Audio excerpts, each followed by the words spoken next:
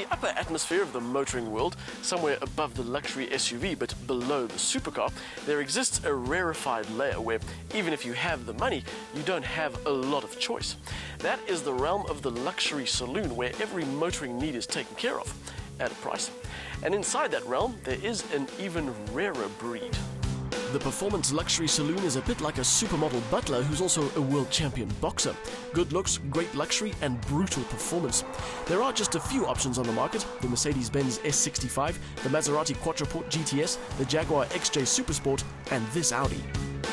Your first thought when you see the S8 is, how can something this big have any sort of dynamic potential?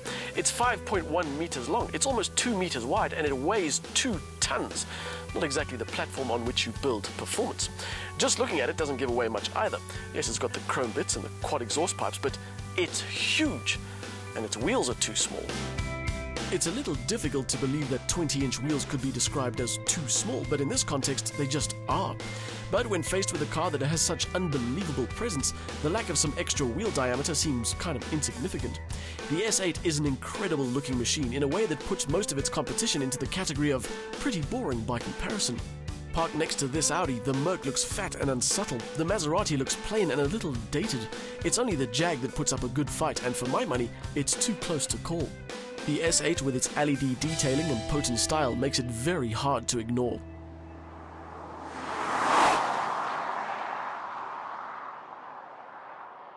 Equally hard to ignore is the 4-litre twin-turbo V8 with 382 kilowatts and 650 newton meters.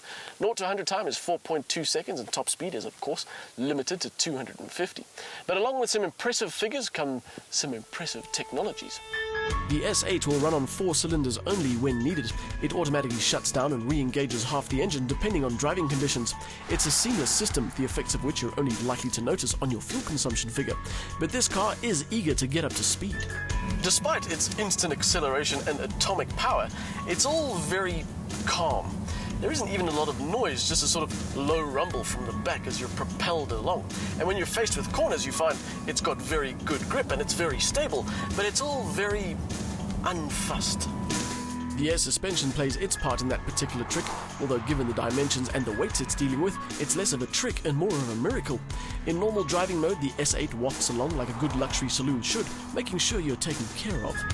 It's the same in here. For 1.2 million rand you get, well, everything. Although I am genuinely surprised it doesn't have adaptive cruise control as standard. This is a performance model, although you'll be glad to know Audi hasn't stuffed it full of silver bits and fake carbon fiber. They've stuffed it full of real carbon fiber. That's about the only part of the interior that overtly suggests you're in something with a performance bent. The rest, just like everything else, is subtle. Grey dials with the S8 badge, a single button on the steering wheel that lets you call up your go faster preferences, and that's about it. Unchanged from the regular A8 is the layout, which buries the controls in a sloping center console. Besides looking great, everything is within easy reach and simple to operate. Rear passengers get their own set of controls, as well as the kind of space you'd expect from a car that's designed to carry VIP types.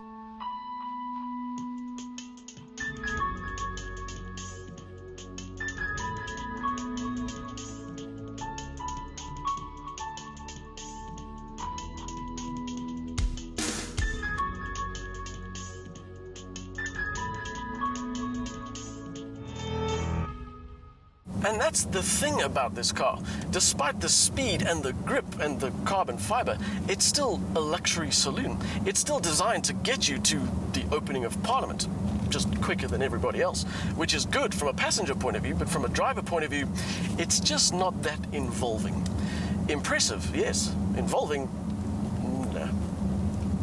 Ultimately, driving this kind of car in a country like ours where speed limits are regulated and traffic is a daily intrusion is a bit like buying a thoroughbred racehorse as a pet, then taking it for a walk once in a while. You're never going to see its true potential. The Audi S8 is an impressive achievement. It melts power and performance into a package that is truly luxurious and painfully good looking. As far as bragging rights go, it's right up there. But as far as Audi's S cars go, well, it has the badge, but it doesn't have the soul.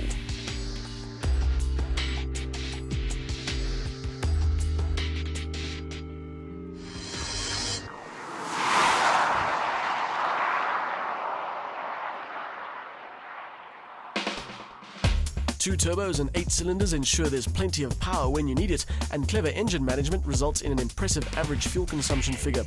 The S8 ticks all the boxes for a luxury saloon and then adds no small measure of performance, but it's still more about the luxury and less about the lunacy, and isn't the most satisfying S car you could buy.